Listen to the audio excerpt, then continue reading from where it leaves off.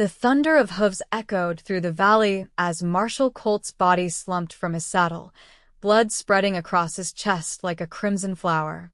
Miles Blackwood watched from atop his stallion, smoke still curling from his Colt revolver, his face carved from stone. The ruthless outlaw scanned the horizon, his eyes as cold as a winter night on the frontier, then holstered his weapon with practiced precision. That made 7 lawmen who'd tried to bring him to justice 7 graves in the unforgiving soil of Wyoming Territory, 1878. Nobody crosses Miles Blackwood. He growled to no one but the wind, spurring his horse toward the mountains, leaving behind only dust and death. The legend of Miles Blackwood had spread across Sweetwater County like wildfire over the past 3 years. Cattle rustler, bank robber, gunslinger folks said he'd killed more men than smallpox. They said his heart had been replaced with iron and ice after the war. They said a lot of things, and most of them were true. Miles rode alone. Always had. He preferred the company of his horse Thunder to most people. The big black stallion understood him better than any human ever could. The beast knew when to keep quiet, when to run, and when to stand its ground, 3 traits sorely lacking in most men Miles had encountered. By nightfall, he'd reached his cabin high in the Medicine Bow Mountains. It wasn't much, a weathered structure of rough-hewn logs with a stone chimney, but it served his purposes. Hidden among dense pines, it offered a vantage point of the valley below, while keeping him concealed from prying eyes. Miles unsaddled Thunder, brushed him down, and provided fresh water and feed before seeing to his own needs. Inside, he stoked the dying embers in the fireplace, adding kindling until flames licked at the dry wood. He poured himself 2 fingers of whiskey, letting the amber liquid burn away the day's memories. The marshal hadn't needed to die. If he'd just walked away when Miles told him to, he might have lived to see another sunrise. But lawmen were stubborn. They believed in things like justice and order, foolish notions in a world built on chaos and strength. Sleep came fitfully that night, as it always did. Miles' dreams were haunted by faces, some belonging to men he'd killed, others to those he'd lost during the war. By dawn, he was already awake, preparing for his next move. He needed supplies, which meant venturing into town. Clearwater was the closest settlement, a growing town that had sprung up to serve the cattle ranches dotting the valley. It was risky entering a place with a sheriff, but Miles figured he could be in and out before anyone recognized him. He'd grown a beard since his last visit, and most folks were too afraid to look him in the eye anyway. The morning was crisp as Miles rode down from the mountains. He kept to the tree line as long as possible before cutting across open country, Thunder's powerful legs eating up the distance. The town appeared on the horizon, a collection of wooden buildings stretching along a single dusty street. Miles entered Clearwater from the north, keeping his hat pulled low. The town was busier than he remembered. New faces meant new opportunities, but also new risks. He tied Thunder outside the general store and stepped inside, the bell above the door announcing his arrival. "Morning," the shopkeeper said, a round man with spectacles perched on his nose. He didn't seem to recognize Miles, which suited the outlaw just fine. "Need supplies," Miles grunted, placing a list on the counter. "Flour, coffee, salt pork, ammunition." The shopkeeper nodded and began gathering the items. Miles turned to survey the store, noting the positions of the other customers: an old man examining tools, a woman selecting fabric, and a young boy staring openly at him. "You got a problem, boy?" Miles growled, his hand instinctively moving toward his holster. The child's eyes widened, and he scurried behind his mother's skirts.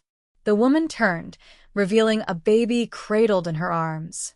"Bobby, stop bothering the gentleman," she said, her voice soft but firm. She glanced at Miles, offering an apologetic smile. "I'm sorry, sir. He's curious about strangers." Miles grunted in response, turning back to the counter. Something about the woman tugged at his attention, but he refused to acknowledge it. He had more important matters to attend to. "That'll be $4.27, the shopkeeper announced, having assembled Miles' supplies. Miles dropped $5 on the counter. "Keep the change," he muttered, gathering his purchases. As he turned to leave, the baby in the woman's arms let out a sudden burst of laughter, a sound so pure and joyful it stopped Miles in his tracks. He glanced over his shoulder, catching sight of the infant's face. The baby laughed again, reaching out toward him with pudgy hands, eyes bright with innocent curiosity. For a fleeting moment, something cracked in Miles' chest, a sensation he hadn't felt in years. Annoyed by his own reaction, he hurried from the store, nearly colliding with the man entering. The stranger stumbled back, apology dying on his lips as recognition dawned. "You're Miles Blackwood," he whispered, fear and awe mingling in his voice. Miles cursed under his breath. So much for anonymity. "Move," he ordered, pushing past the man. Outside, he quickly secured his supplies to Thunder's saddle, aware that whispers were already spreading through the town. He needed to leave, now, before someone got brave or stupid enough to confront him. As he mounted, the store door opened, and the woman with the baby emerged. She paused on the porch, adjusting her hold on the infant, seemingly unaware of Miles' identity or the commotion beginning to build around them. The baby spotted him again and let out another peal of laughter, waving tiny fists in the air. Despite himself, Miles found his gaze drawn to the child, to the innocence untainted by the harsh realities of the frontier. "Beth, get back inside," a man's voice called out, urgent and frightened. The woman Beth looked up, confused by the panic in the air. Her eyes met Miles, and something passed between them, a moment of connection that vanished as quickly as it appeared. Miles broke the spell, spurring Thunder into motion. He thundered down the main street, townsfolk scattering before him. Behind him, he could hear shouts, men calling for guns, for courage. They wouldn't follow. None of them had the stomach for it. As he rode away from Clearwater, that baby's laugh echoed in his mind, refusing to fade like gunshots or screams always did. It bothered him more than he cared to admit. Miles pushed Thunder harder, as if speed could outrun the memory of that sound, of that woman's eyes meeting his. He was a killer, a thief, a man to be feared. He had no business thinking about babies or their mothers. Yet as the miles passed beneath Thunder's hooves, Miles couldn't shake the feeling that something fundamental had shifted, like the first tremor before an avalanche. That baby's laugh had found a crack in his armor, and he wasn't sure he could seal it again. 3 days later, Miles was tracking a herd of cattle belonging to the Barton Ranch. Bradley Barton was the richest rancher in the county, a man who'd built his fortune on the backs of others and wasn't above using violence to protect what he considered his. Miles had no qualms about relieving such a man of some of his livestock. He was studying the herd through his field glasses when the sound of gunfire reached him. Instantly alert, he swung Thunder around, following the noise to its source. Over the ridge, he spotted a small wagon under attack. 3 riders circled it, firing shots while a lone defender returned fire from behind one of the wheels. Miles recognized the attackers, Jennings boys, low-life scum who preyed on travelers. Normally, he would have ridden in the opposite direction. Other people's troubles weren't his concern. But as he prepared to leave, he caught a glimpse of the wagon's defender, a woman with auburn hair. Even at this distance, he knew it was her Beth, the woman from the store. And if she was here, chances were the baby was too. "Damn it all," Miles muttered, drawing his revolver. Before he could question his own judgment, he was riding toward the skirmish, Thunder's powerful strides eating up the distance. The Jennings boys were so focused on their prey they didn't notice Miles until he was nearly upon them. His first shot caught the eldest Jennings in the shoulder, spinning him from his saddle. The other 2 wheeled around, eyes widening in recognition. "Blackwood?" the middle brother gasped, reaching for his gun. Miles' second shot caught him in the chest. The last Jennings fired wildly, his bullet whistling past Miles' ear. Thunder didn't even flinch as Miles took careful aim and ended the final attacker with a shot between the eyes. The sudden silence was broken only by the moans of the wounded Jennings and the frightened whinnies of their horses. Miles approached the wagon cautiously, revolver still ready. "You can come out now," he called. "They won't be bothering you anymore." Slowly, Beth emerged from behind the wagon wheel, a rifle clutched in her hands, her face pale but determined. Recognition flashed in her eyes. "You," she began, then stopped uncertain. "Where's the baby?" Miles asked, scanning the wagon. Beth hesitated, then moved to the wagon bed, pulling back a blanket to reveal a small wooden box lined with quilts. Inside, the infant slept soundly, somehow undisturbed by the gunfire that had just erupted around them. "What are you doing out here alone?" Miles demanded, holstering his weapon. "Heading to Fort Laramie," Beth replied, her voice steadier than her hands. "My husband. He died last month. Fever took him. I'm going to my sister's." Miles glanced at the wounded Jennings, who was trying to crawl toward his dropped pistol.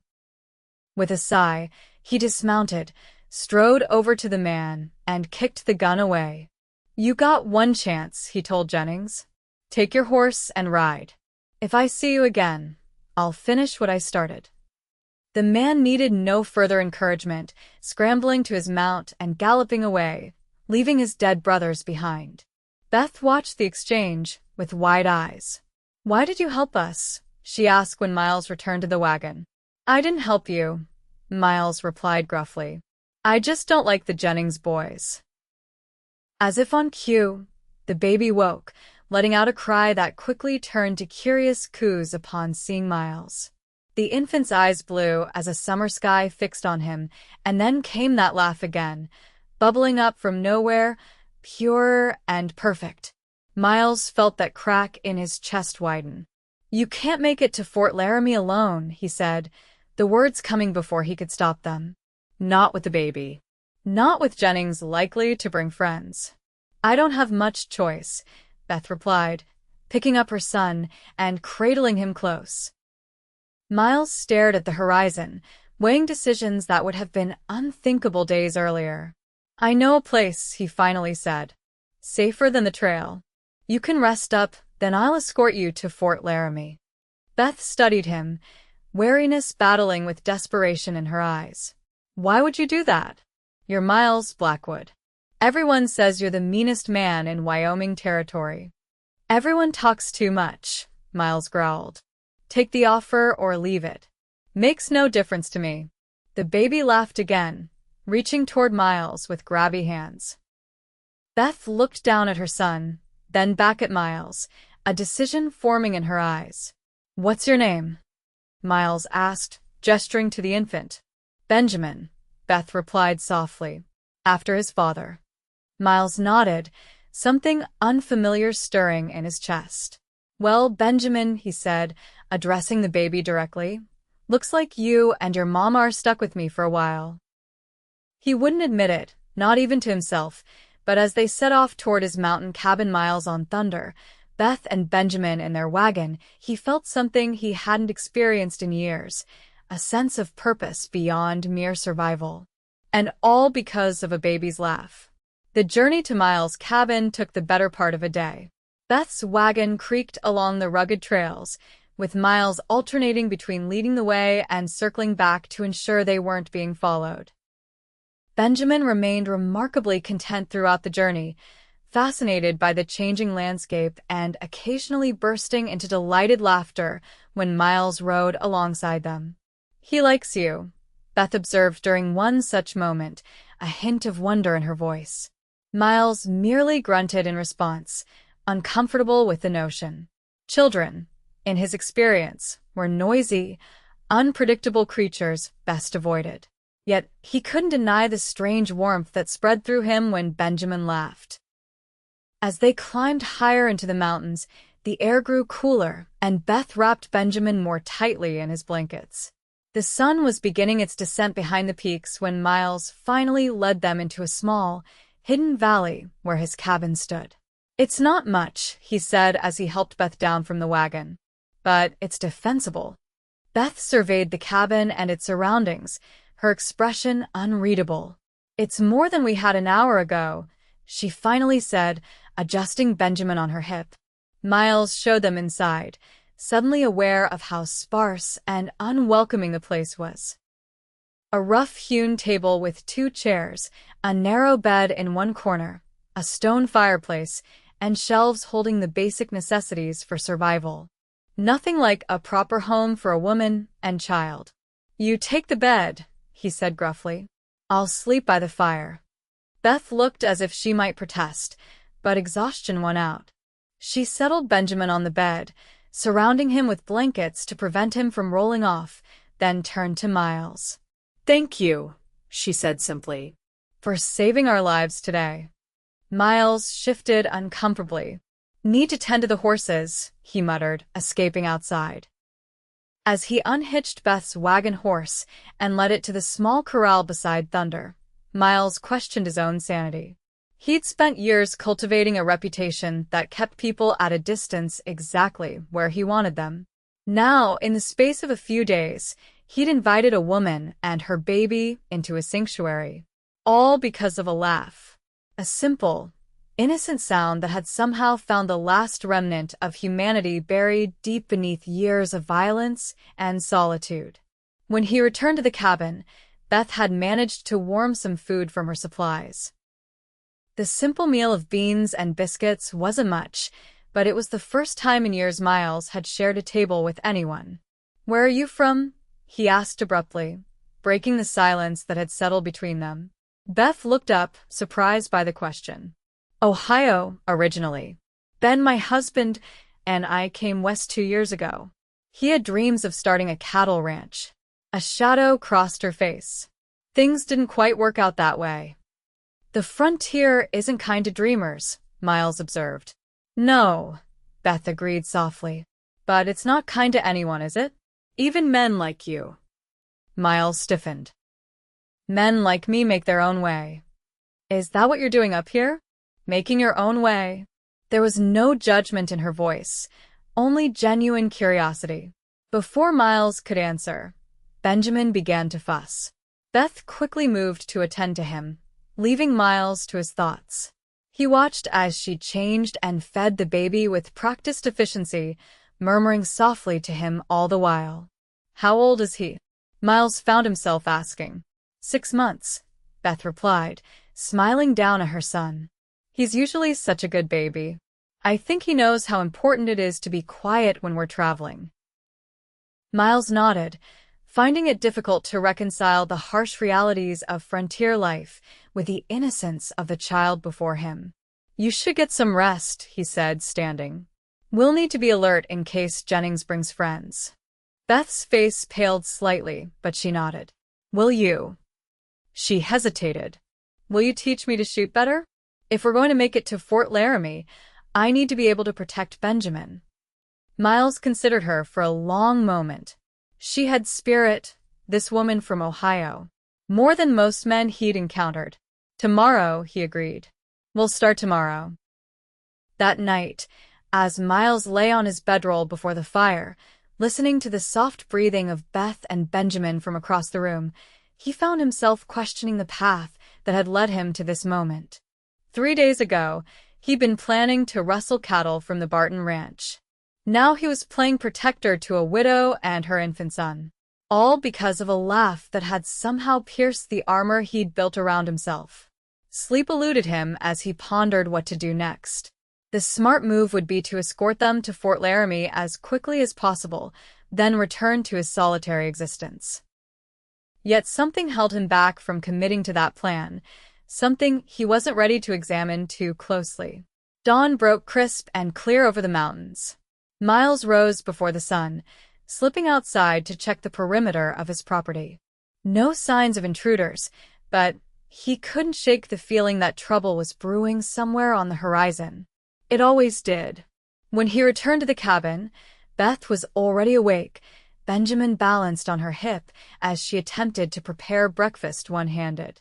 "Here," Miles said gruffly, reaching for the baby. "Let me." Beth hesitated only briefly before passing Benjamin to him. The infant stared up at Miles with solemn blue eyes for a moment, then broke into a wide, gummy smile, followed by that infectious laugh. "He really does like you," Beth marveled, turning back to the stove. "He's not usually this friendly with strangers." Miles awkwardly adjusted his hold on the baby, surprised by how light yet solid the child felt in his arms. Benjamin reached up, patting Miles' bearded face with curious fingers. "Careful there, partner," Miles warned, his voice gentler than he'd intended. "That's not a toy." Benjamin responded with another delighted laugh, grabbing a fistful of beard and tugging. Miles winced but didn't pull away, struck by the simple trust in the baby's eyes. Breakfast was a simple affair of bacon and biscuits, with Miles holding Benjamin while Beth ate, then trading places. Afterward, as promised, Miles took Beth outside for shooting practice. "The rifle's good for distance," he explained, setting up empty cans on a fallen log. "But you need to be comfortable with a handgun too. Something you can draw quickly." He offered her his spare revolver, a Remington that was smaller than his Colt, but still deadly in the right hands. Beth took it cautiously, her slender fingers wrapping around the grip. "It's heavier than it looks," she observed. "That's good. Help steady your aim." Miles positioned himself behind her, adjusting her stance and grip. "Keep both eyes open. Breathe in, then out slowly as you squeeze the trigger. Don't pull it, squeeze it." Beth nodded, concentrating on the target. Her first shot went wide, causing her to flinch. "Again," Miles instructed. "Don't be afraid of it. The gun is a tool, nothing more." They practiced for hours, Benjamin watching from a blanket spread on the ground nearby. By midday, Beth could hit the target consistently, though not always where she aimed. "That's enough for today," Miles decided. "You're doing well."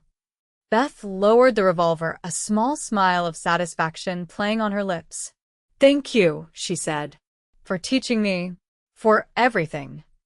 Miles nodded, uncomfortable with her gratitude. "We should discuss your journey to Fort Laramie," he said, changing the subject. "If we leave tomorrow," he was interrupted by the distant sound of hoofbeats.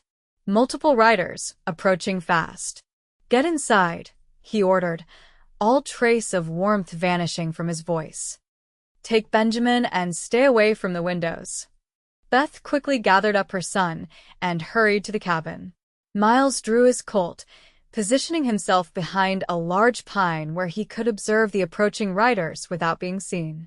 6 men rode into the clearing, their expressions grim, guns already drawn. Miles recognized Frank Jennings at their head, the man he'd wounded and spared the day before. Beside him rode Bradley Barton, the rancher whose cattle Miles had been planning to steal. "Blackwood," Barton called out. "We know you're here. Come out and face justice." Miles remained silent, assessing the situation. 6 against 1 weren't great odds, even for him. And with Beth and Benjamin in the cabin, he couldn't risk a prolonged gunfight. "You've got 10 seconds before we burn you out," Barton threatened. "The woman and child too, unless they come out now." Miles felt cold fury wash over him. They knew about Beth and Benjamin. Jennings must have seen them together. Now they were using them as leverage. 5 seconds, Blackwood. Miles made his decision. "I'm coming out," he called. "The woman and child have nothing to do with this. Let them go, and you can have me." He stepped from behind the tree, Colt held loosely at his side. The 6 men trained their weapons on him immediately. "Drop the gun," Barton ordered. Miles slowly placed his Colt on the ground. "The woman and child go free," he reiterated. "That's the deal." Barton smiled coldly. "There is no deal, Blackwood. You're a thief and a murderer. The law will hang you and anyone foolish enough to ride with you." Before Miles could respond, the cabin door opened and Beth stepped out, rifle in hand. "I'm not with him," she called, her voice steady despite the fear Miles could see in her eyes. "My wagon broke down yesterday. He was just helping me fix it." Barton turned his attention to her. "That true, madam? You're not in league with this outlaw." "She's telling the truth," Miles confirmed, seizing the opportunity Beth had created. "She and the baby were heading to Fort Laramie. I was just lending a hand." Jennings spat on the ground. "That's not how it looked yesterday, when he gunned down my brothers to save her." "Your brothers were attacking an innocent woman," Miles retorted. "Even I have standards." Barton seemed to be considering the situation. "Where's your husband, madam?" he asked Beth. "Dead," she replied simply. "Fever took him last month. I'm trying to reach my sister in Fort Laramie." A moment of silence fell as Barton weighed his options. Finally, he nodded. "Frank, escort the lady and her child to town. She can continue to Fort Laramie from there." "And what about him?" Jennings demanded, pointing at Miles. "He comes with us," Barton said firmly. "There's a reward for his capture, dead or alive." "I prefer alive. Let the law hang him properly." Miles caught Beth's eye, giving her a small nod. This was the best outcome they could hope for under the circumstances. She would be safe, and Benjamin would reach Fort Laramie. As for himself, well, he'd escaped worse situations. But Beth surprised him. "No," she said, her rifle unwavering. "I won't go with him." She nodded toward Jennings. "He and his brothers tried to rob and kill me yesterday. Mr. Blackwood saved our lives." Barton frowned. "Madam, you're not in a position to make demands." "I'm not making demands," Beth replied. "I'm stating facts. And the fact is, I trust Miles Blackwood more than I trust any of you." Miles stared at her in disbelief. What was she doing? She had a chance to escape with Benjamin, to reach safety. "Beth," he began, using her name for the first time. "Take Benjamin and go with them." "No," she said again, her gaze never leaving Barton. "If you want him, you'll have to take me too." Barton's expression darkened. "So be it," he growled, raising his pistol. What happened next seemed to unfold in slow motion. As Barton took aim at Beth, Miles dove for his discarded Colt. Gunfire erupted around him as he rolled, came up with his weapon, and fired in one fluid motion. Barton jerked backward, a look of surprise crossing his face as a red stain blossomed on his chest. Miles didn't pause, swinging his aim toward the next threat. 2 more shots, 2 more men falling from their saddles. The remaining riders, including Jennings, turned their horses and fled, bullets kicking up dust at their heels as Miles continued firing. When the echo of gunshots finally faded, Miles turned to find Beth still standing on the cabin porch, rifle raised but unfired, her face pale but determined. "Are you hit?" he demanded, striding toward her. She shook her head. "No." "You?" Miles did a quick inventory of himself. "No." He glanced at the cabin door. "Benjamin." "He's inside." "Safe." Beth lowered her rifle, suddenly looking exhausted. "They'll be back, won't they? With more men?" Miles nodded grimly. "Yes." "We need to move." "Now." They worked quickly, gathering only the essentials: food, ammunition, warm clothing for Benjamin. Within half an hour, they had loaded Beth's wagon and were ready to depart. "We can't take the main trails," Miles explained as he helped Beth into the wagon seat, Benjamin securely bundled in her arms. "We'll head deeper into the mountains first, then circle back toward Fort Laramie when they've lost our trail." Beth nodded, trusting his judgment without question. "Why did you do it?" she asked as Miles mounted Thunder. "You could have escaped on your own. They were focused on you, not us." Miles was silent for a long moment, considering her question. "That baby's laugh," he finally said, his voice rough. "It reminded me of something I thought I'd forgotten." "What's that?" Beth asked softly. Miles met her gaze, seeing something there that both terrified and exhilarated him. That there might be things in this world worth protecting, he answered. Worth fighting for. As if on cue, Benjamin let out a peal of laughter, reaching toward Miles with chubby hands. And despite the danger pursuing them, despite the uncertain path ahead, Miles felt that crack in his armor widen just a little more. They traveled deep into the mountains, following game trails and creek beds that would be difficult to track. Miles knew these highlands better than anyone, having spent years exploring their hidden valleys and passes. By nightfall, they had reached a small meadow nestled between towering peaks, well off any established trail. We'll camp here, Miles decided, helping Beth down from the wagon. There's water nearby and enough grass for the horses. Beth nodded, her face drawn with exhaustion. Benjamin had fallen asleep in her arms, his little face peaceful despite the day's turmoil. Let me take him, Miles offered, surprising himself as much as Beth. While you set up camp. Beth hesitated only briefly before carefully transferring the sleeping infant to Miles' arms. Benjamin stirred but didn't wake, nestling against Miles' chest with complete trust. As Beth unpacked their meager provisions and prepared a cold supper, they dared not risk a fire. Miles found himself studying the baby's face. In sleep, Benjamin's features were relaxed, his long eyelashes casting shadows on rounded cheeks. One tiny hand had worked free of the blanket and now rested against Miles' buckskin jacket, fingers curled in a loose fist. He's so innocent, Miles murmured, more to himself than to Beth. She looked up from her task, a sad smile touching her lips. Yes, she agreed. That's why I have to reach Fort Laramie.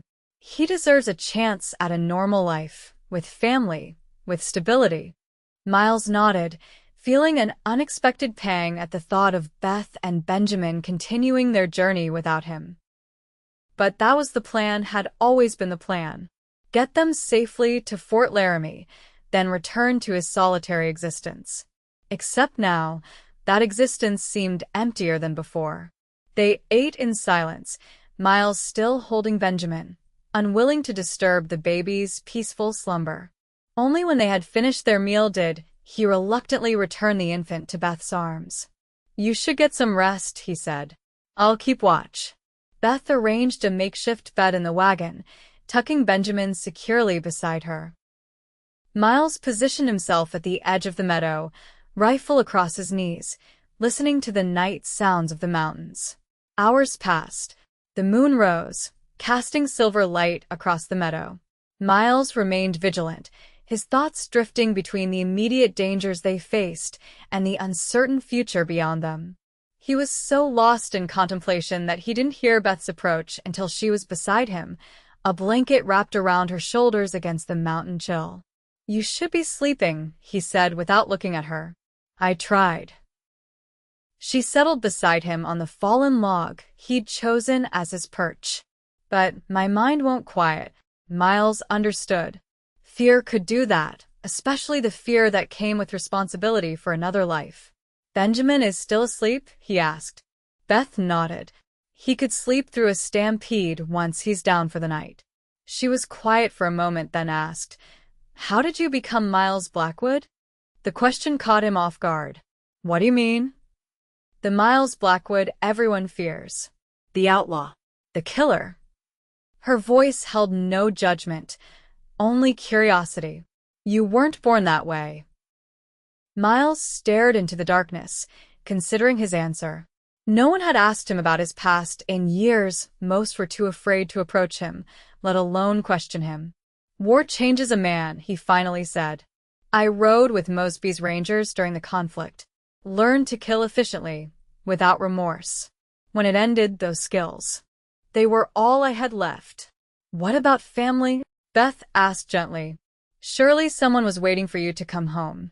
Miles shook his head. My parents died before the war. No siblings. No wife. He paused, memories surfacing that he usually kept buried. There was a girl once. Mary. We were to be married after I returned. What happened? Beth's voice was barely a whisper. She couldn't reconcile the boy who left with the man who came back. Miles said simply. Can't blame her. I could barely recognize myself. Beth was silent for a long moment, digesting his words. And after that, I headed west. Tried working cattle, mining, even freight hauling. Nothing stuck. Miles shrugged. Found I had a talent for taking what I wanted. And I wanted to be left alone. Until now, Beth observed. Miles glanced at her, caught by the moonlight shining in her eyes. Until now, he agreed softly.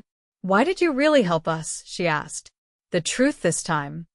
Miles considered deflecting the question, falling back on his usual gruffness, but something in her gaze demanded honesty.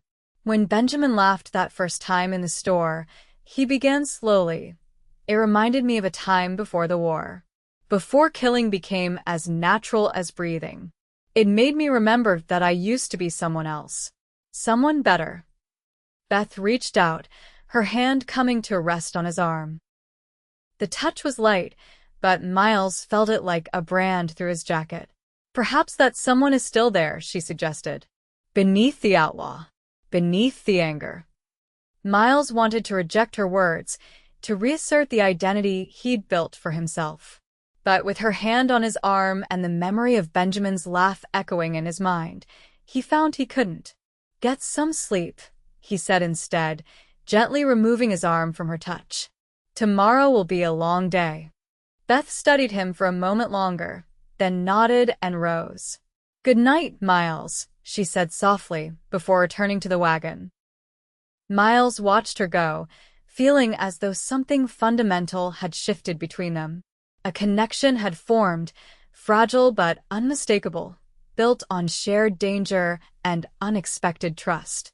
And for the first time in years, Miles Blackwood found himself wondering if there might be a different path forward than the one he'd resigned himself to walking. The next morning dawned clear and cold. Miles had allowed himself only a brief rest, always alert for any sign of pursuit. But the night had passed quietly, the mountain wilderness keeping their secrets. Beth emerged from the wagon with Benjamin, who greeted the new day with enthusiastic babbling. The infant spotted Miles and immediately reached for him, face lighting up with that now familiar laugh.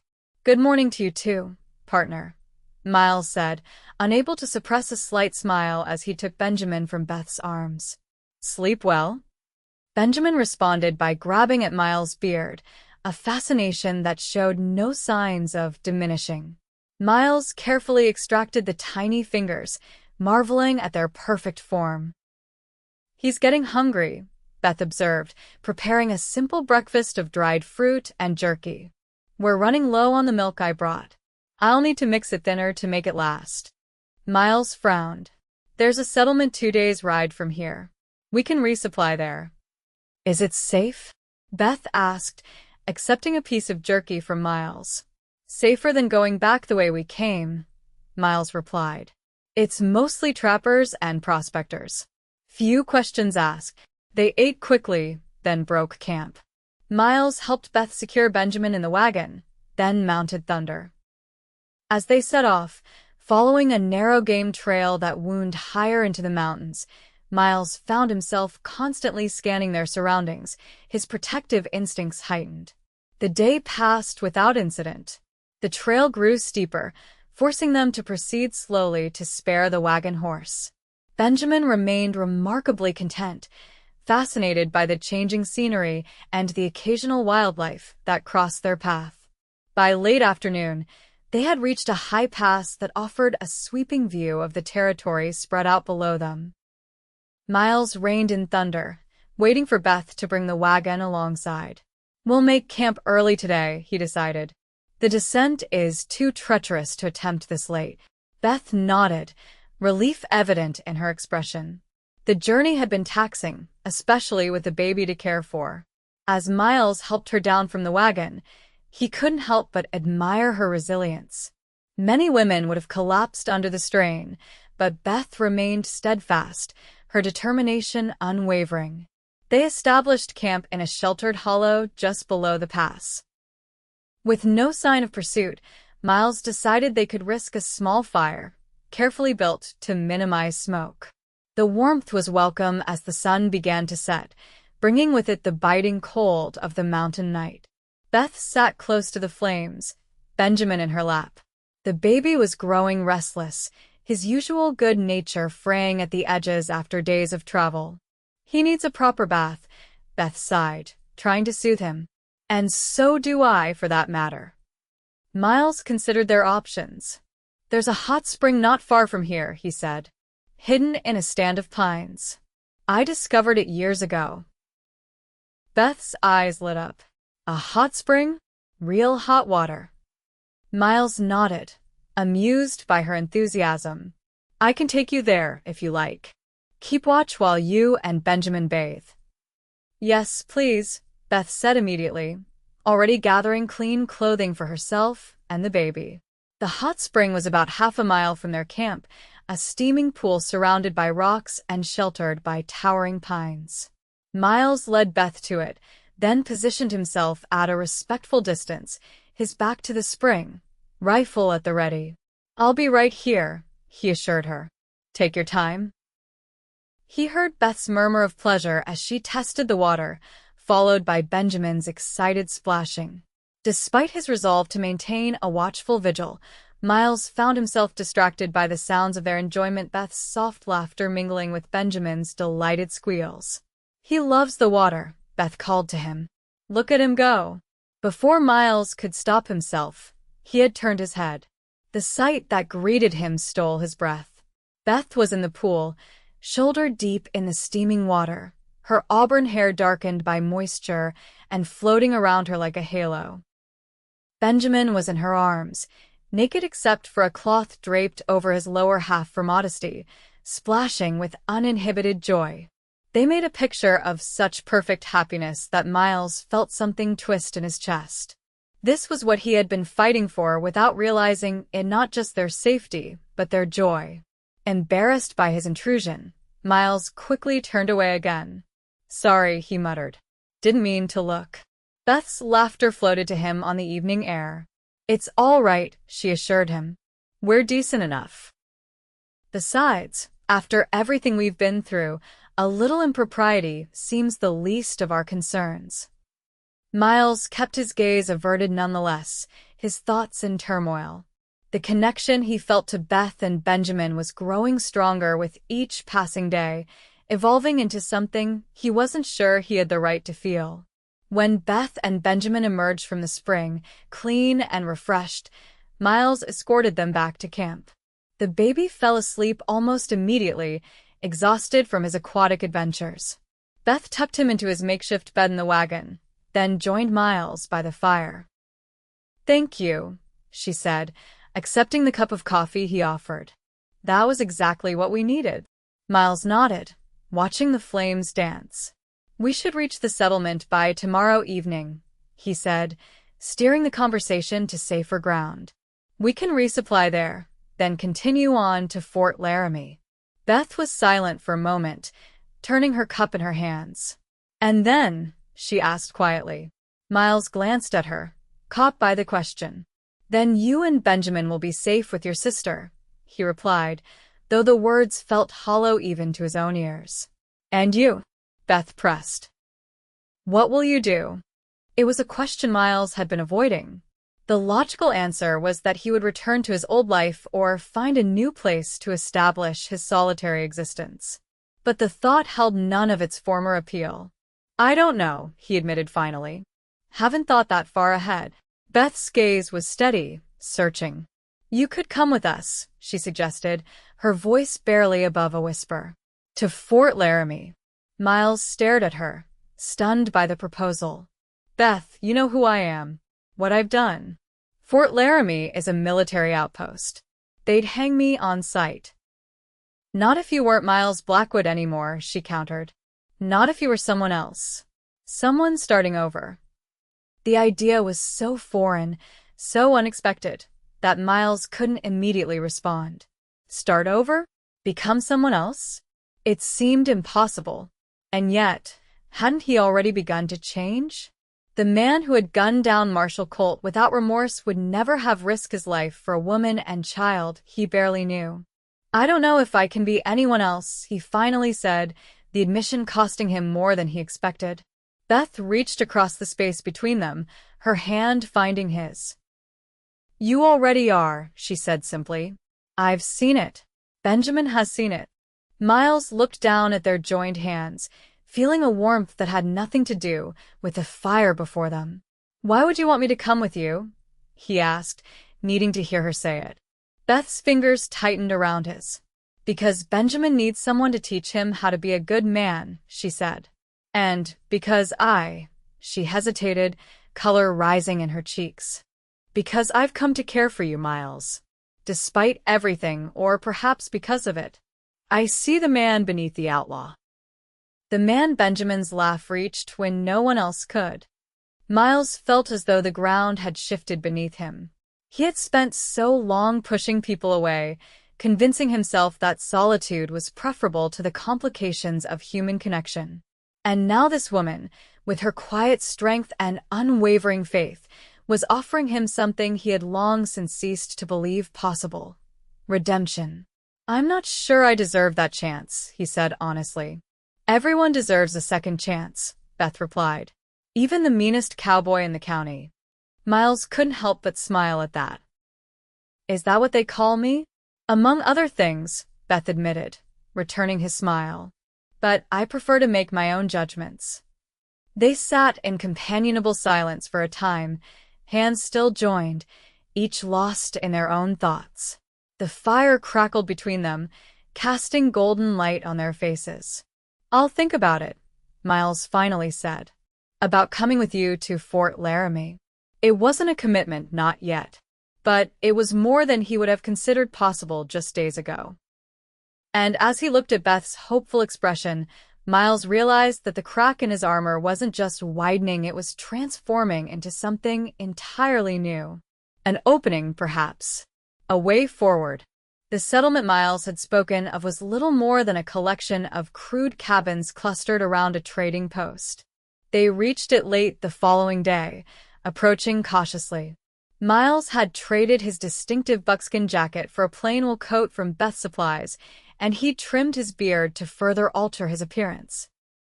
"Stay in the wagon," he instructed Beth as they neared the outskirts. "I'll go ahead and make sure it's safe." Beth nodded, drawing Benjamin closer. The baby was fussy after the long day's travel, but he quieted at the sound of Miles' voice, blinking up at him with those solemn blue eyes. "We'll be right back, partner," Miles promised, running a gentle finger along Benjamin's cheek. The baby caught his finger, holding it with surprising strength, and Miles felt that now familiar warmth spread through his chest. He rode into the settlement alone, senses alert for any sign of danger. The trading post was still open, a lantern burning in the window. A few men lounged on the porch, sharing a bottle and conversation. They glanced up as Miles approached, their expressions curious, but not hostile. "Evening," one of them called. "You're a ways off the main trail." Miles dismounted, keeping his manner casual. "Looking for supplies," he replied. "Got a long journey ahead." The men seemed to accept this, returning to their conversation. Miles entered the trading post, where a grizzled old-timer was arranging merchandise behind a rough-hewn counter. "What can I do for you, stranger?"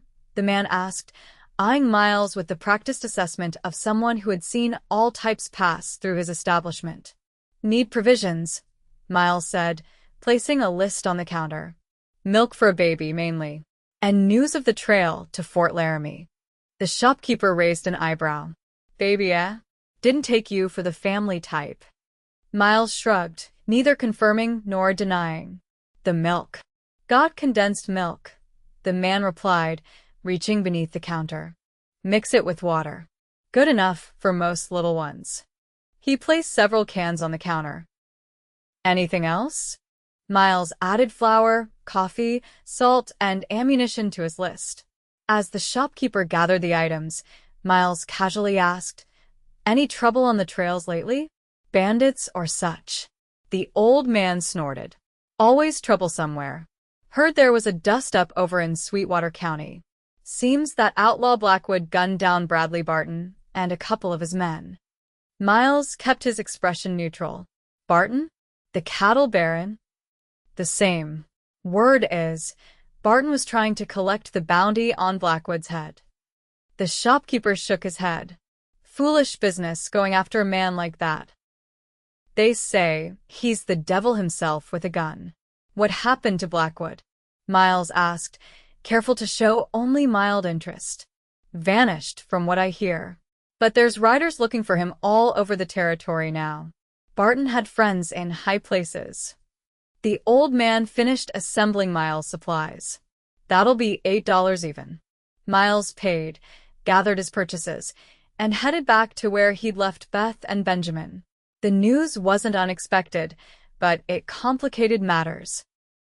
If riders were searching the territory, their journey to Fort Laramie would be even more dangerous than he'd anticipated. Beth could see the concern on his face as he approached the wagon. "What is it?" she asked, immediately alert. Miles loaded the supplies into the wagon before answering.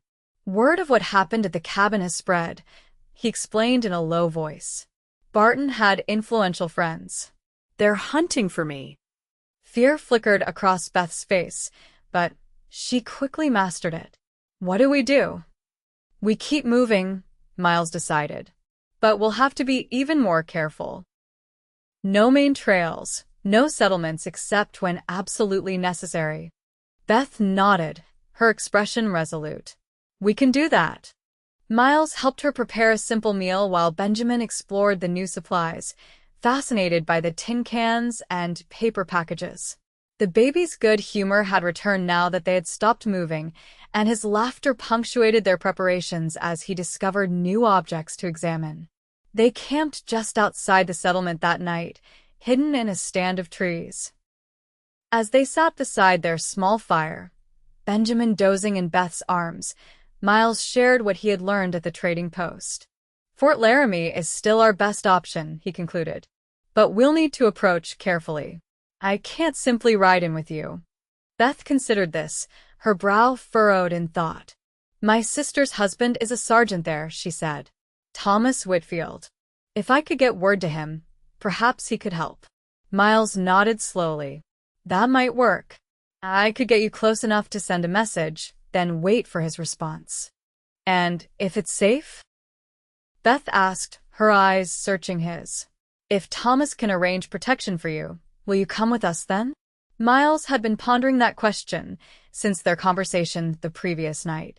The sensible answer was no, to deliver Beth and Benjamin safely to Fort Laramie and then disappear. His chances of starting over, of being accepted as anything other than the notorious outlaw Miles Blackwood, were slim. And yet, as he looked at Beth in the firelight, at Benjamin sleeping peacefully in her arms, he found himself wanting to believe it was possible. "Yes," he said finally. "If it's safe, I'll come with you." The smile that illuminated Beth's face made his decision worthwhile, regardless of the risks. She reached for his hand, twining her fingers with his in a gesture that had become familiar over the past days. "Thank you," she said softly. "For everything. For helping us. For considering a future with us." Miles squeezed her hand gently. "Don't thank me yet," he cautioned. "We still have to get there alive."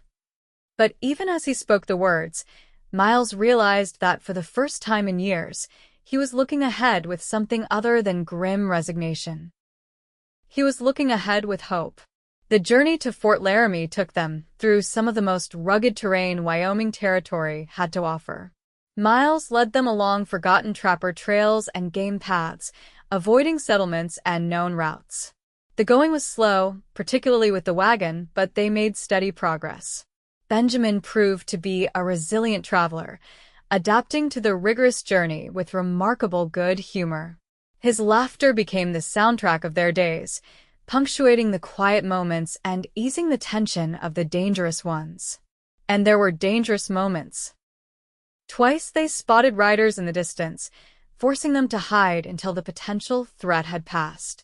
Once they encountered a small party of Sioux hunters, who regarded them with wary curiosity but ultimately allowed them to continue on their way, perhaps recognizing the presence of a woman and child as a sign of peaceful intentions. Throughout it all, the bond between Miles, Beth, and Benjamin deepened. Miles found himself increasingly involved in Benjamin's care, holding him while Beth prepared meals, entertaining him during rest stops, even attempting to change him, a task at which he proved surprisingly adept after some initial fumbling. More surprising still was the growing connection between Miles and Beth. Their conversations around the campfire each night ranged from childhood memories to dreams for the future, from philosophies on life to preferences in food. Miles discovered that Beth had a quick wit and a resilient spirit born of facing adversity. Beth, in turn, learned that beneath Miles' gruff exterior lay a thoughtful mind and a sense of honor that his years as an outlaw had not entirely erased. Physical contact between them remained limited to the holding of hands or the occasional brush of shoulders as they worked together. Yet Miles found himself increasingly aware of Beth as a woman of the grace in her movements, the warmth of her smile, the intelligence in her eyes. And sometimes, when she thought he wasn't looking, he caught her watching him with an expression that made his heart beat faster. 7 days after leaving the settlement, they crested a hill to find Fort Laramie visible in the distance, its walls standing stark against the prairie landscape. "There it is," Miles said, raining in thunder beside Beth's wagon. Fort Laramie. Beth's expression was a mixture of relief and apprehension. "We made it," she breathed, adjusting Benjamin on her lap. The baby followed her gaze, babbling excitedly at the new sight. Miles studied the fort and its surroundings. "We'll camp here tonight," he decided. "Tomorrow, I'll take you to that grove of cottonwoods." He pointed to a stand of trees about a mile from the fort. "You can wait there while I find someone to carry a message to your sister and her husband." Beth nodded, but her eyes were troubled. "And if they can't help? If it's not safe for you?" Miles had been considering that possibility throughout their journey. "Then I'll see you and Benjamin safely inside, and I'll find my own way," he said simply. "Miles," Beth began, distress evident in her voice. "Let's not borrow trouble," he interrupted gently. "One step at a time, remember?" Their camp that night was subdued, the proximity of their destination lending a weight to their interactions. Benjamin seemed to sense the shift in mood, his usual exuberance tempered as he sat in Miles' lap, contentedly playing with a carved wooden horse Miles had fashioned for him during their journey. "He'll miss you," Beth said softly, watching them together. "If you can't stay." Miles looked down at the baby, at the tiny hands manipulating the wooden toy with growing dexterity. "I'll miss him too," he admitted. "Both of you." The words hung in the air between them, heavy with meaning. Miles had never intended to form attachments, had believed himself incapable of such connections after the war. Yet here he was, contemplating a future he couldn't have imagined weeks ago. Beth moved to sit beside him, close enough that their shoulders touched. "Whatever happens tomorrow," she said, her voice steady despite the emotion evident in her eyes, "I want you to know that you've changed us, Miles. You've given Benjamin and me more than just protection. You've given us hope." Miles wanted to tell her that it was they who had changed him, who had shown him a path back to humanity when he thought such a journey impossible. But the words caught in his throat, too vast and too vulnerable to voice. Instead, he shifted Benjamin to one arm and used his free hand to draw Beth closer until she was nestled against his side. They sat that way as twilight deepened into night, the baby falling asleep between them, a small family united by circumstance and something deeper, something neither of them had dared to name. The next morning, they approached the cottonwood grove Miles had identified. He had insisted Beth travel in the wagon while he scouted ahead on Thunder, alert for any sign of danger. But the prairie stretched empty around them, the only movement the distant figures of soldiers patrolling the fort's perimeter. Within the shelter of the trees, Miles helped Beth and Benjamin from the wagon. The baby was in high spirits, laughing as a butterfly fluttered past his face. "Wait here," Miles instructed, checking his weapons one last time. "I'll find someone to carry your message." Beth caught his arm before he could mount thunder. "Be careful," she urged, her eyes searching his. "Please." Miles nodded, allowing himself a brief moment to touch her cheek. "I always am," he assured her, managing a smile that belied the tension coiling in his gut. He rode toward the fort at an unhurried pace, presenting the appearance of a traveler rather than a threat. About halfway there, he encountered a young soldier riding patrol. "Hold up there," the soldier called, his hand moving to his sidearm. "State your business." Miles raised his hand slightly, showing he meant no harm. "I'm looking for Sergeant Thomas Whitfield," he said. "I have a message from his sister-in-law, Beth Harrison." The soldier's suspicion visibly eased at the mention of names he recognized. "Mrs. Harrison? The one from Ohio?" Miles nodded. "She's traveling with her infant son. They've had some trouble on the trail. She's asking for her sister and the sergeant's help." "Where's she now?" the soldier asked, his young face concerned. "Safe," Miles replied, unwilling to reveal Beth's location until he was certain of their reception. "I need to speak with Sergeant Whitfield directly." The soldier hesitated, then nodded. "Wait here. I'll fetch him." As the soldier rode toward the fort, Miles fought the urge to turn and gallop back to Beth and Benjamin. Every instinct honed during his years as an outlaw warned him that he was exposing himself to unnecessary risk. But the thought of Beth's hopeful expression, of Benjamin's trusting laugh, kept him rooted in place.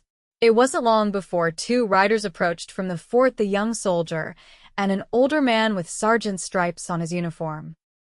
Miles studied the newcomer carefully, noting the steady way he handled his horse and the alert intelligence in his eyes. "You have news of my sister-in-law?" Sergeant Whitfield asked, without preamble as he reined in before Miles. "I do," Miles confirmed. "She and her son are safe, but they've had a difficult journey. She asked me to find you." Whitfield's gaze was assessing, taking in Miles' appearance and bearing with the practiced eye of a veteran. "And you are?" Here was the moment of truth. Miles could give a false name, maintain the deception until Beth and Benjamin were safely inside the fort. But something in Whitfield's direct gaze prompted honesty. "My name is Miles Blackwood," he said quietly. The effect was immediate. Both soldiers stiffened, hands moving to their weapons. "Blackwood," Whitfield repeated, disbelief evident in his voice. "The outlaw?" Miles nodded, keeping his own hands carefully visible. "The same. But I'm not here to cause trouble. I've been protecting Mrs. Harrison and her son for the past 2 weeks. They were attacked on the trail to Fort Laramie." I intervened. Whitfield's expression was guarded, skeptical. "You expect me to believe that Miles Blackwood, the most wanted man in Wyoming Territory, has been playing protector to my wife's sister?" "It's the truth," Miles said simply. "Ask her yourself. She's waiting not far from here with the baby." The sergeant and the young soldier exchanged glances. "This could be a trap," the younger man suggested. "It's not," Miles insisted. "Mrs. Harrison will confirm everything I've told you. She knows who I am." Whitfield studied Miles for a long moment, weighing his options. Finally, he nodded. "Private, ride back to the fort. Bring Captain Reynolds and a squad. Armed." As the young soldier departed, Whitfield kept his attention on Miles. "If you're telling the truth, why reveal yourself now? You must know there's a price on your head." Miles met the sergeant's gaze steadily. "Because Beth and Benjamin deserve to reach their destination safely," he replied. "And because I gave her my word that I would see them to you." Something in Miles' tone seemed to register with Whitfield. The sergeant's expression remained cautious, but a hint of curiosity entered his eyes. "Where are they?" he asked. "The Cottonwood Grove to the east," Miles answered.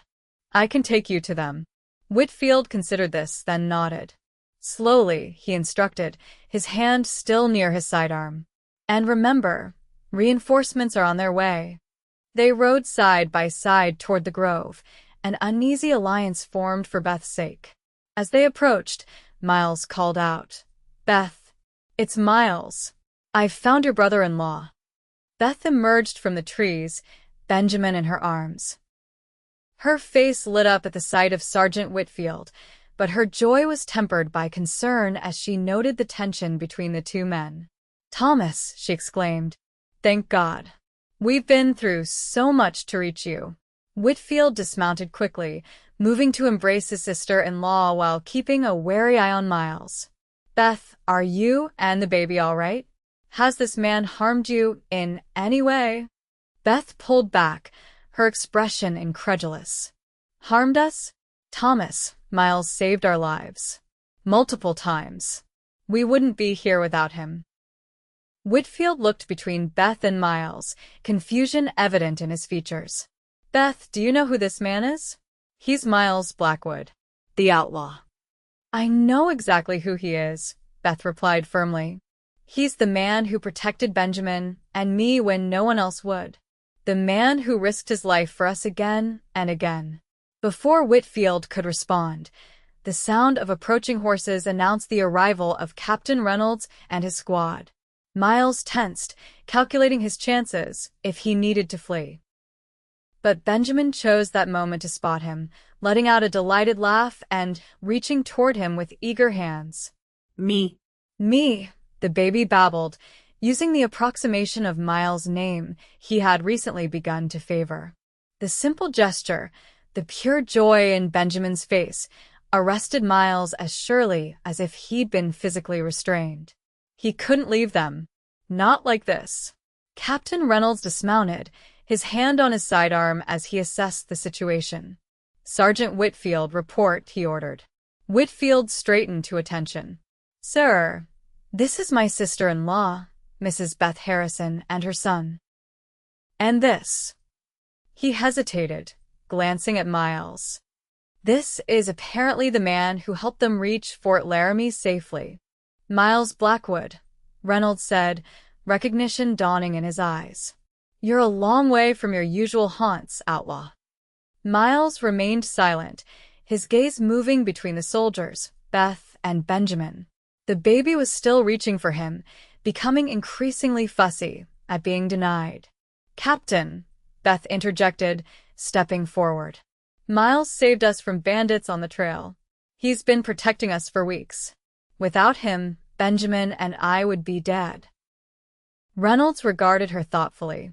"Is that so, madam? And were you aware of Mr. Blackwood's reputation when he offered this protection?" "I became aware," Beth answered honestly. "And I chose to trust him anyway. A decision that proved correct at every turn." Reynolds turned his attention back to Miles.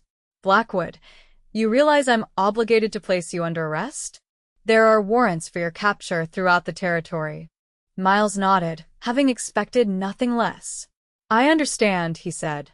"I only ask that you ensure Mrs. Harrison and her son reach safety." "Miles, no," Beth protested, moving to stand between him and the soldiers. "Captain, please. There must be another way. This man has changed. I've seen it with my own eyes." Benjamin's fussing had escalated to crying now, his little face screwed up in distress as he continued to reach for Miles. Without thinking, Miles dismounted and approached Beth and the baby, his movements slow and deliberate to avoid alarming the soldiers. "It's all right, partner," he said softly to Benjamin, allowing the baby to grasp his finger. "You're safe now. You and your mama both." Benjamin's cries subsided at Miles' touch, his small face relaxing into a smile. The transformation was so immediate, so complete, that even Captain Reynolds seemed affected by it. "Captain," Sergeant Whitfield said, his voice thoughtful, "perhaps we should hear the full story before taking action. My sister-in-law is not a woman given to exaggeration or poor judgment." Reynolds considered this, his gaze moving from Miles to Beth to the baby, who was now contentedly holding Miles' finger. "Very well," he decided. "Mrs. Harrison, You and your son will come to the fort. Mr. Blackwood will accompany us as well under guard, but not in restraints, provided he gives his word not to attempt escape. You have it, Miles said immediately. The prospect of being taken into custody was far from appealing, but the alternative being separated from Beth and Benjamin without knowing their fate was worse.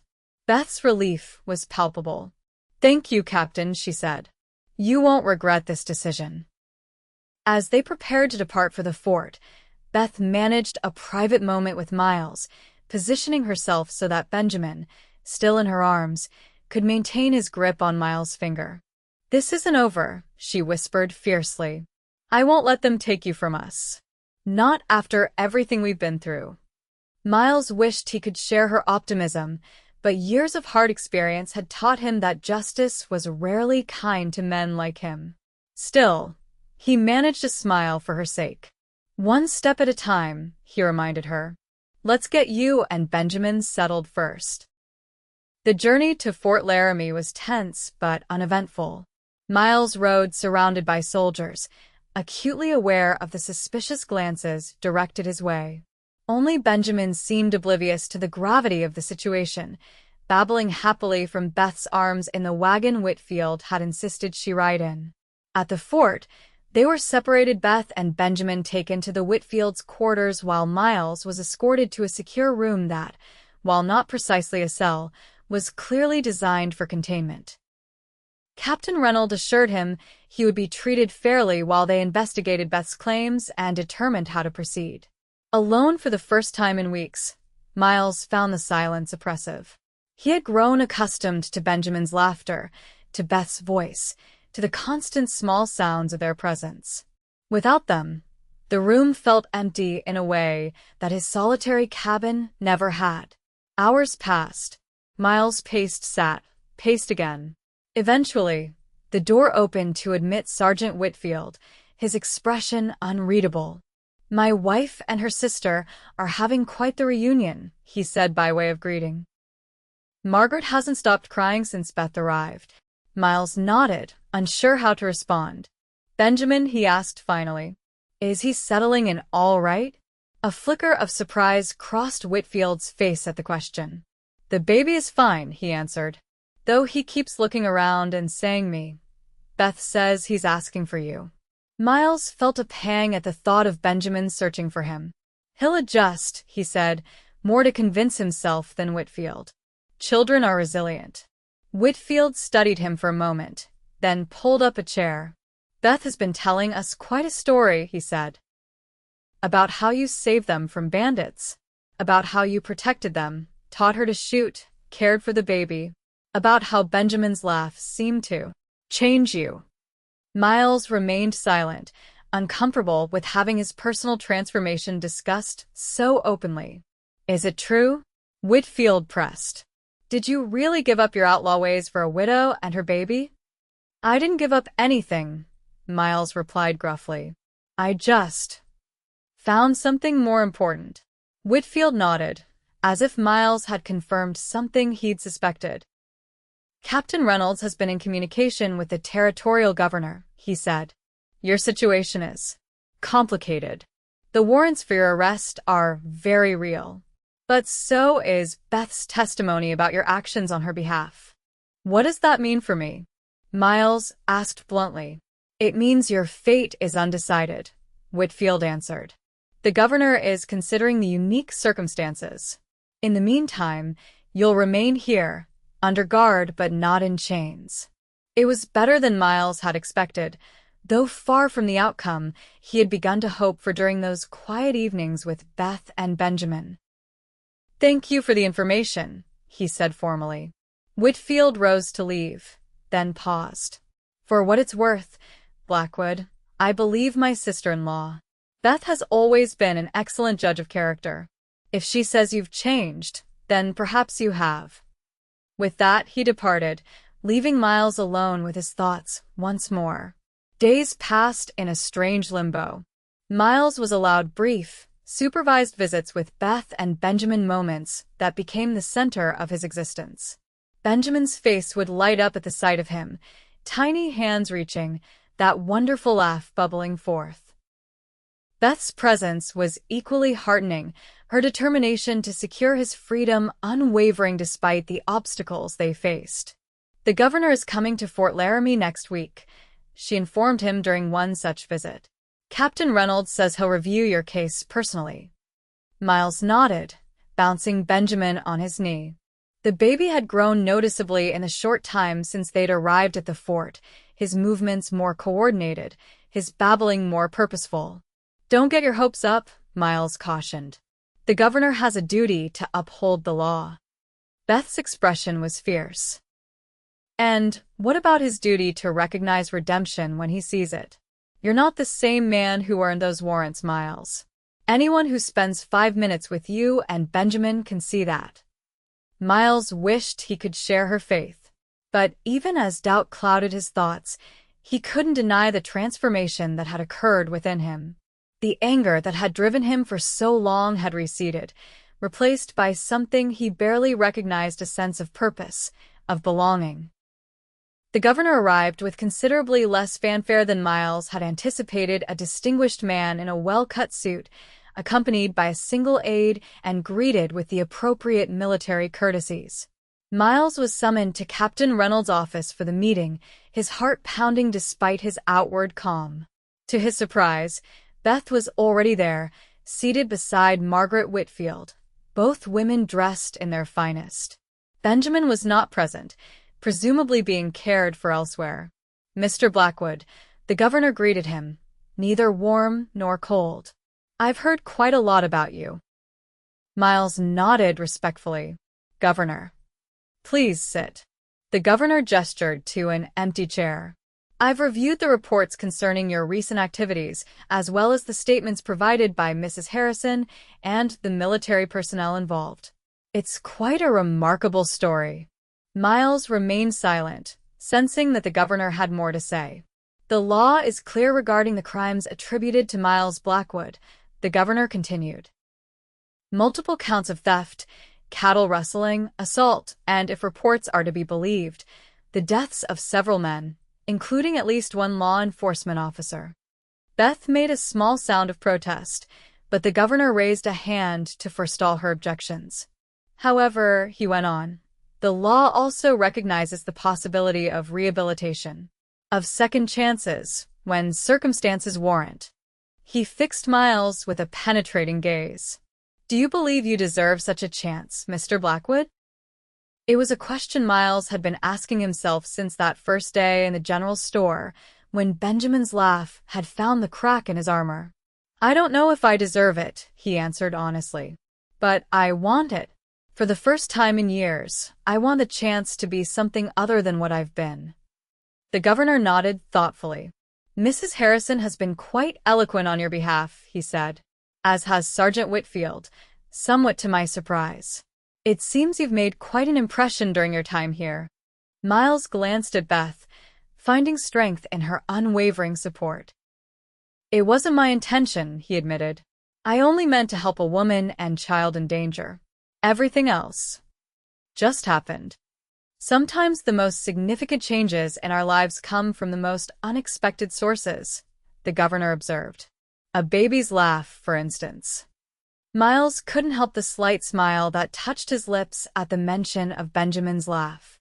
"Yes, sir," he agreed. "That's certainly true in my case." The governor was silent for a moment, weighing his decision. "I am prepared to offer you a conditional pardon, Mr. Blackwood," he finally said.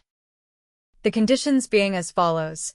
You will remain within the jurisdiction of Wyoming Territory for a period of not less than 5 years. You will maintain lawful employment and conduct yourself as a law-abiding citizen. You will make restitution, where possible, for past crimes. And you will report regularly to the authorities at Fort Laramie to confirm your compliance with these terms." Miles stared at the governor, scarcely able to believe what he was hearing. "A pardon," he repeated, his voice rough with emotion. "Conditional," the governor emphasized. "One misstep, one return to your old ways, and the full force of the law will descend upon you. Is that understood?" "Yes, sir," Miles said firmly.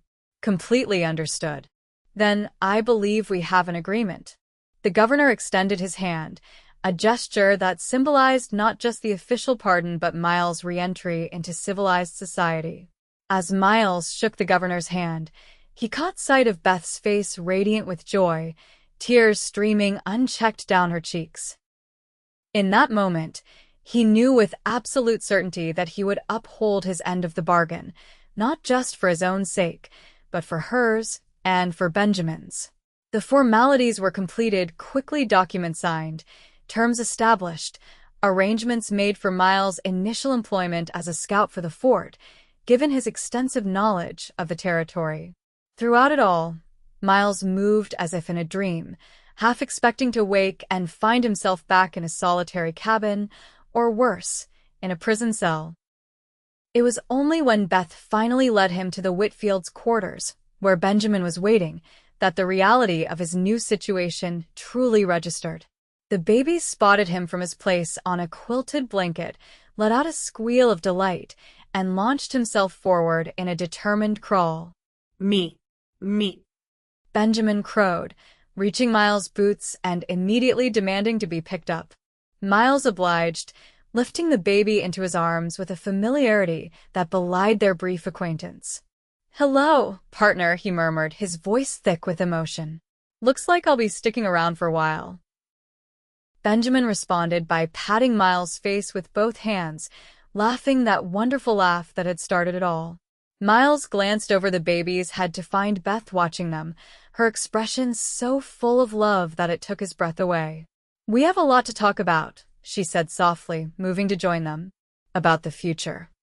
Miles nodded, suddenly aware that the pardon had opened possibilities he hadn't dared to consider. "Yes," he agreed. "We do." Beth's hand found his, their fingers intertwining as naturally as breathing. "But that can wait," she decided. "For now, let's just be grateful that we're here, together."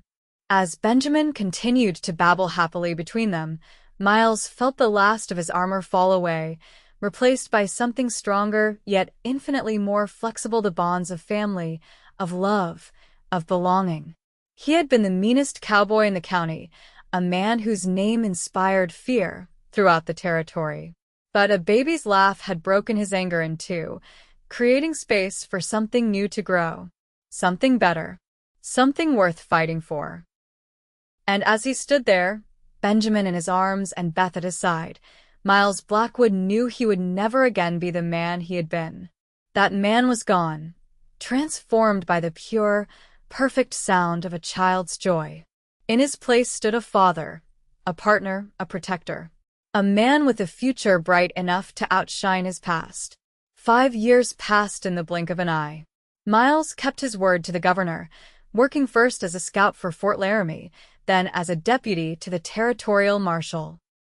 His knowledge of the outlaw world proved invaluable in bringing various criminal elements to justice, earning him a reputation as formidable as his previous one, but on the right side of the law.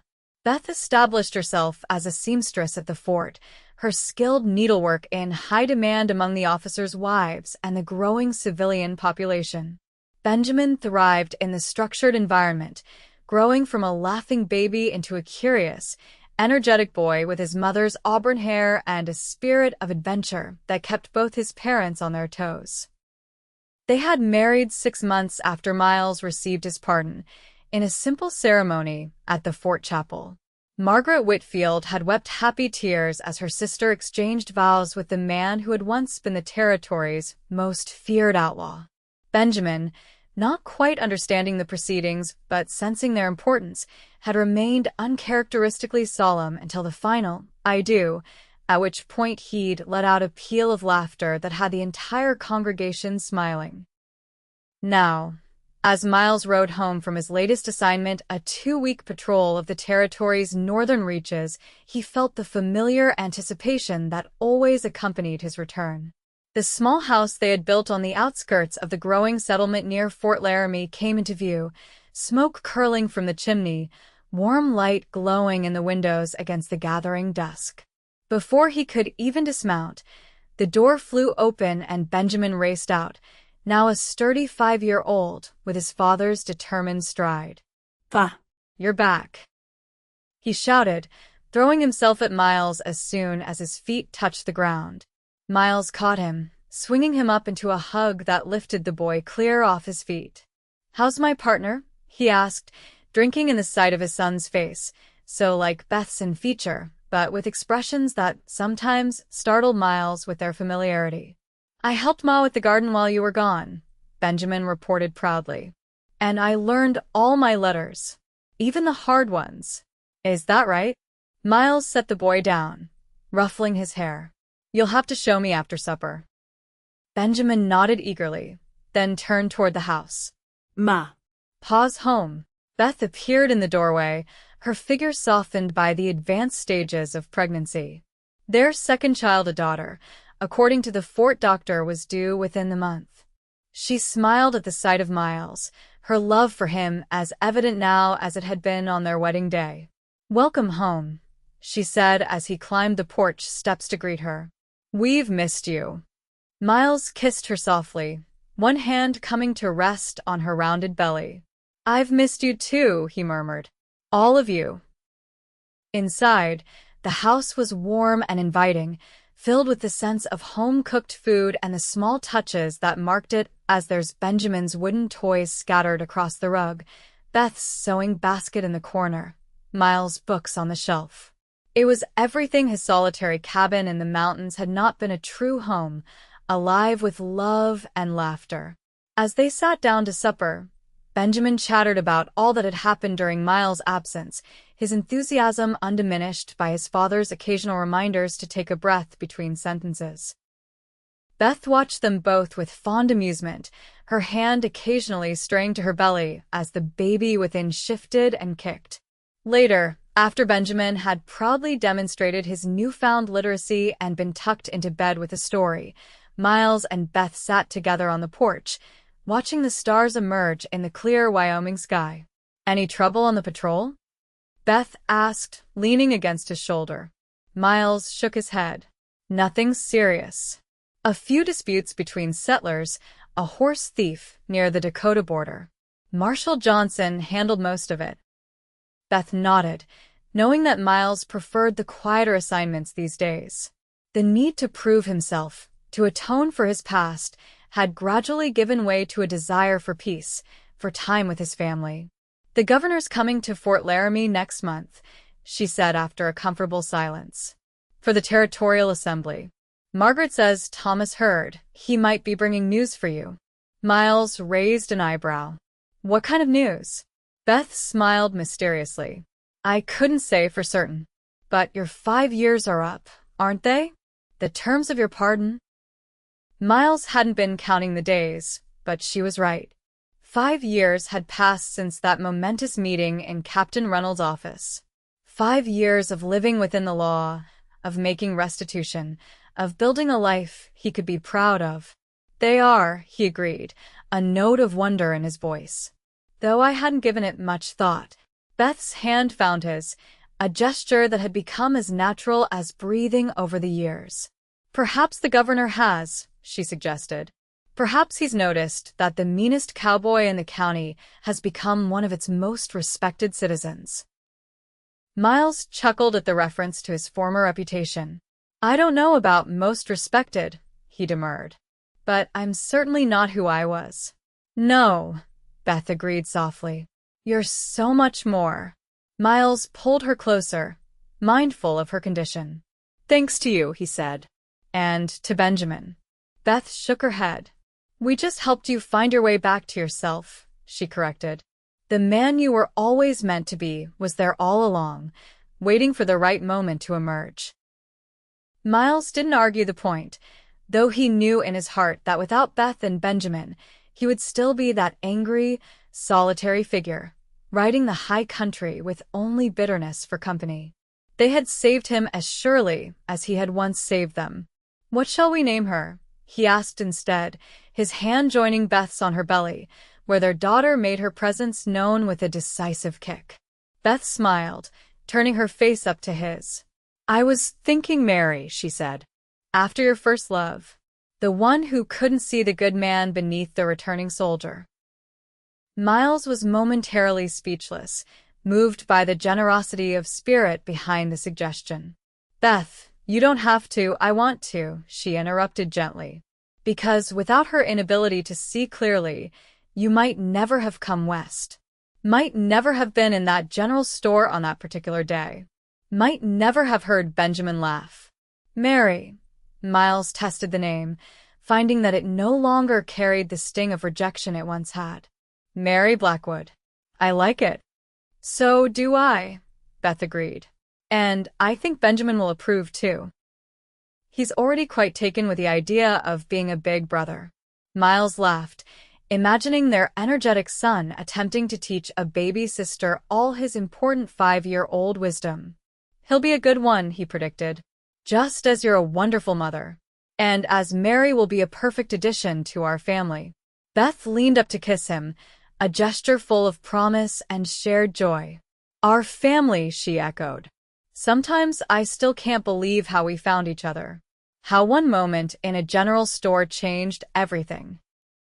Miles nodded, remembering the day with perfect clarity, the way Benjamin's laugh had cut through years of anger and isolation, finding the man buried beneath the outlaw. "I was lost," he said simply, "and you and Benjamin found me. And now we're building a life together," Beth added. "A good life." As if to underscore her words, a shooting star streaked across the Wyoming sky, a brief, brilliant passage that left them both smiling at the serendipity of the moment.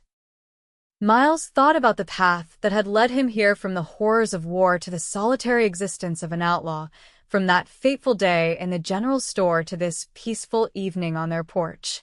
It hadn't been an easy journey, but it had led to a destination beyond his wildest dreams. "A good life," he agreed, drawing Beth closer as the night deepened around them.